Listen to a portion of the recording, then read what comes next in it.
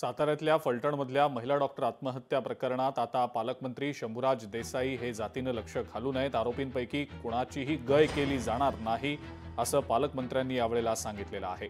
आरोपींच्या शोधासाठी 5 पोलीस पथकं रवाना झाल्याचं सुद्धा शंभूराज देसाईंनी म्हटलंय.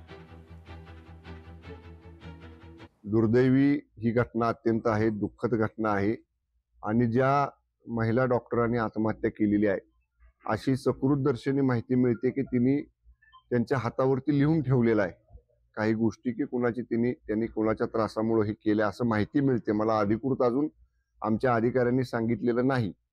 एसपीनं सुद्धा मी तिकडे जायला सांगितलेलं आहे. फॉरेन्सिकची टीम सुद्धा आपण त्या घटनास्थळी रवाना केलेली आहे आणि मी एवढंच सांगतो जिल्ह्याचा पालकमंत्री म्हणून की कुणीही कुठल्याही अगदी पोलीस दलातला जरी कोणी त्याच्यामध्ये समावेश त्याचा असला किंवा त्याचा संशय त्याच्याकडे असला तरी त्याला स्पेअर केलं जाणार नाही. पोलिसांची 4 पथकं आणि लोकल क्राईम ब्रांचचे 1 पथक अशी 5 पथकं या आरोपींना शोधायसाठी या ठिकाणी आपण पाठवलेले आहेत आणि मला विश्वास आहे की लवकरात लवकर हे आरोपी पकडले जातील. लोकशाही मराठी ऐका, पहा, जागरूक रहा.